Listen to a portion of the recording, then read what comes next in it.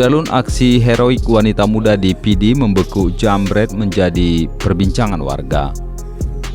Video jambret yang berhasil ditangkap warga itu kemudian beredar viral di media sosial.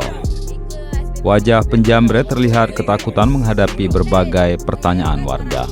Namun tak terlihat aksi main hakim sendiri dalam video itu. Terdengar kalimat-kalimat dari warga untuk menyerahkan pelaku kepada polisi. Wanita muda pemberani itu adalah Siti Rahmah, 27 tahun, warga Gampung Dayah Menara, Kecamatan Titu PD. Awalnya dia menjadi korban jambret di ruas Jalan Nasional, tepatnya di depan Gedung Pupuk Pusri, Gampung Dayah Tengah. Peristiwa itu terjadi pada Jumat 14 Februari 2020 sekitar pukul 10.00 pagi. Saat itu Siti Rahmah seorang diri mengendarai sepeda motor Scoopy.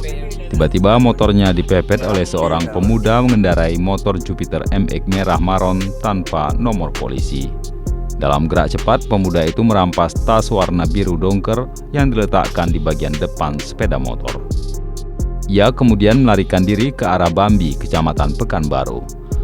Tak membuang waktu, Siti Rahmah langsung mengejar dari arah belakang.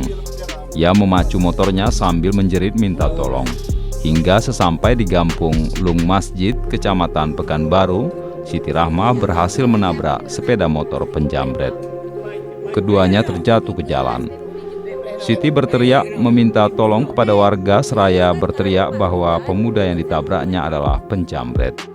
Pemuda itu belakangan diketahui berinisial MS, 27 tahun, warga Gampung Pulau Blang, Kecamatan Simpang 3 PD.